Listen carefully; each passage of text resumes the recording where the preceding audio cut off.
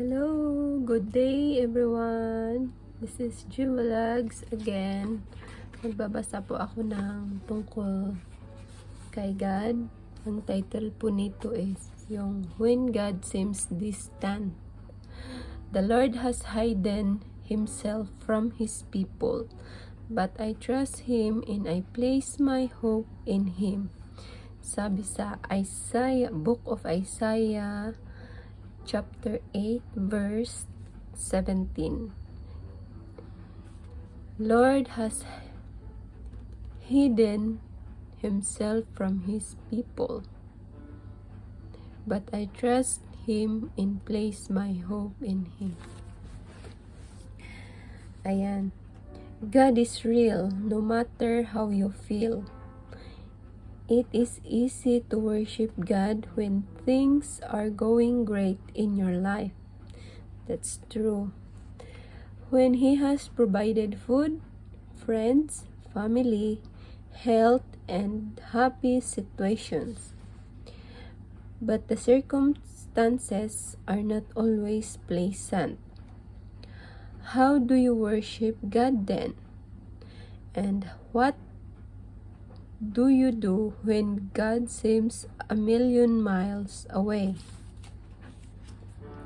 The deepest level of worship is praising God in spite of pain, thanking God during the trials, trusting Him when tempted, surrendering while suffering, and loving Him when He seems distant.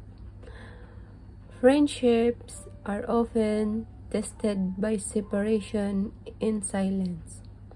You are divided by physical distance, or you are unable to talk. In your friendship with God, you won't always feel close to Him. Philip Yancey has wisely noted, any relationship involves times of closeness and times of distance. And in a relationship with God, no matter how intimate, the pendulum will swell from one side to another. That's when worship gets difficult. To mature your friendship, God will test it with periods of seeming separation. Times when it feels as if He has abandoned or forgotten you. God feels a million miles away. Saint John of the Cross referred to these days of spiritual dryness, doubt, and estrangement from God as the dark night of the soul. Henry Noel called them the ministry of absence. The ministry of the night. Other refers to the winter of the heart. Beside Jesus, David probably had the closest friendship with God of anyone. God took pleasure in calling him a man after my own heart. Yet David frequently complained of God's apparent absence. Lord, why are you standing aloof and far away? Why do you hide when I need you the most? Why you have forsaken me? Why do you remain so distant? Why do you ignore my cries for help? Why you abandon me? Of course, God hadn't really left David, and He doesn't leave you. He has promised repeatedly, I will never leave you nor forsake you. But God has not promised you always fail my presence. In fact, God admits that sometimes He hides His face from us. There are times when He appears to be Mia, missing in action, MIA, missing in action in your life. Floyd McClung describes it. You wake up one morning and all your spiritual feelings are gone. You pray, but nothing happened. You rebuke the devil, but it doesn't change anything. You go through spiritual exercises. You have your friends to pray for you. You confess every sin you can imagine. Then go around asking forgiveness of everyone you know. You fast, still nothing. You begin wonder how long this spiritual gloom might last. Days, weeks, months. Will it ever end? It feels as if your prayers simply bounce off the ceiling. In utter desperation, you cry out, what's the matter with me? The truth is, there's nothing wrong with you. This is a normal part of the testing and maturing of your friendship with God. Every Christian goes through it at least once, and usually several times. It is painful and disconcerting, but it is absolutely vital for the development of your faith. Knowing this gave Job hope when he could not feel God's presence in his life. He said, I go east, but He is not there. I go west, but I can't find Him.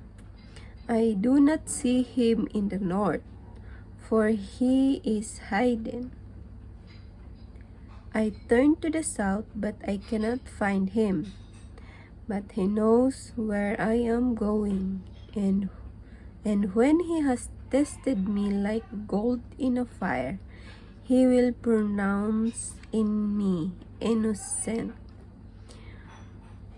When God seems distant, you may feel that He is angry with you or is disciplining you for some sin.